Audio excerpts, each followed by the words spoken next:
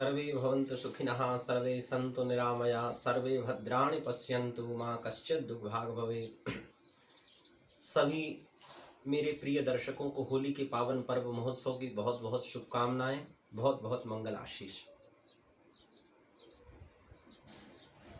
इस वीडियो के माध्यम से मैं समस्त दर्शकों को बताना चाहूँगा कि इस बार होलिका दाह का शुभ मुहूर्त क्या है।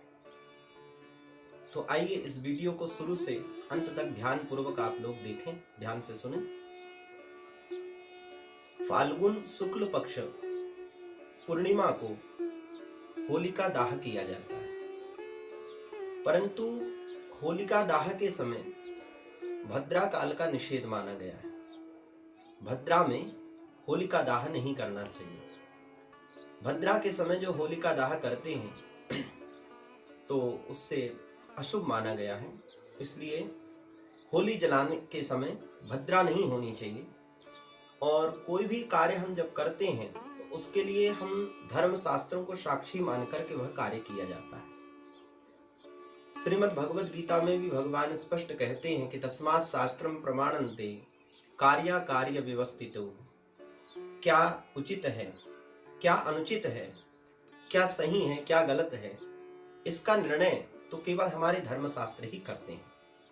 तो हमारे धर्मशास्त्र जो आदेश करते हैं, जो हमारे धर्मशास्त्रों में बताया गया है, उन्हीं सब नियमों का हमें पालन करना चाहिए। विशेष करके होली में भद्रा का ध्यान रखते हुए होलिका दाह करना चाहिए।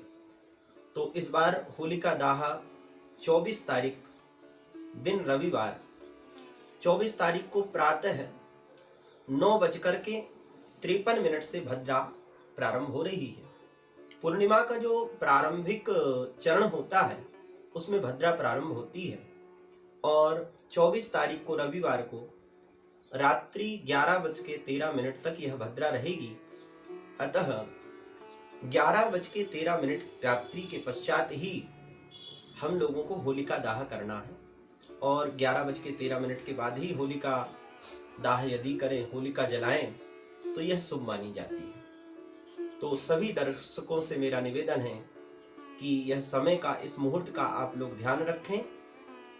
24 तारीख दिन रविवार रात्रि 11:13 के बाद ही होलिका का पूजन और होलिका दाह का कर्म किया जाए। और इसके बाद मैं आपको बताऊं कि होलिका पूजा की विधि क्या है। सर्वप्रथम होलिका की यदि पूजा करना है तो होलिका के सन्मुख जाकर के स्नान आदि से निवृत्त होकर के, पवित्र होकर के, जिस भी नगर में आप लोग रहते हैं, जिस गांव में आप लोग रहते हैं, जिस शहर में रहते हैं, उस शहर के चौराहे पर जो सामूहिक होलियां जलाई जाती है उस स्थान पर जाकर के, और यदि किसी ब्राह्मण के द्वारा होलिका का पूजन हो रहा हो तो उनसे भी मेरा निवेदन है कि सर्वप्रथम थोड़ी सी ही अग्नि प्रज्वलित करके और अग्नि भगवान का ध्यान करते हुए इस मंत्र का स्मरण करना चाहिए। अक्षत पुष्प लेकर के होलिका के सन्मुख अग्नि भगवान का स्मरण करना चाहिए। मंत्र इस प्रकार से है, आप लोग ध्यान से सुने। ओम अग्नि दूतम पुरो दधे हव्यवाहामुपब्रुवे देवा आसादयादिह। इस मंत्र से अग्नि का ध्यान करते हुए अक्षत पुष्प, उस छोटी सी जो अग्नि आपने प्रज्वलित की है सामने थोड़ी सी, उसके सन्मुख चढ़ावें। इसके बाद गंध आदि पुष्पादि से अग्नि का पूजन करें। धूप दीपादि दिखा करके, धूप दीप के द्वारा अग्नि का पूजन करना चाहिए। और होलिका के सन्मुख बैठ करके भगवान नारायण से प्रार्थना करना चाहिए कि हे प्रभु, आपने जिस प्रकार परम भागवत श्री प्रहलाद जी की रक्षा की होलिका से, इसी प्रकार हमारे परिवार की, हमारे कुटुंब की, हमारे बच्चों की आप रक्षा करें।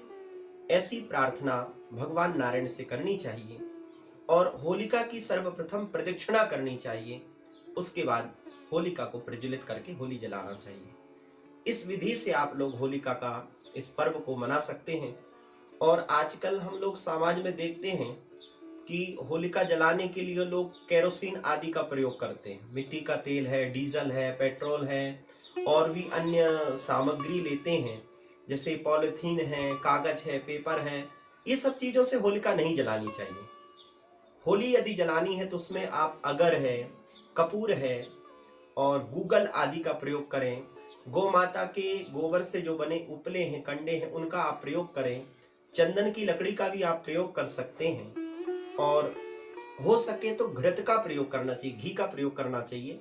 और जो हविष्यान्न सामग्री है, जैसे तिल है, गूगल है, धूप है, अगर है, इत्यादि सामग्रियों को आप लोग होलिका में समर्पित कर सकते हैं। इस प्रकार से होलिका का पर्व हम लोग मनाएं। सभी भगवत भक्तों को होलिका के इस पावन पर्व महोत्सव की बहुत बहुत शुभकामनाएं, बहुत बहुत मंगल आशीष। जय श्री राधे, जय श्री कृष्ण।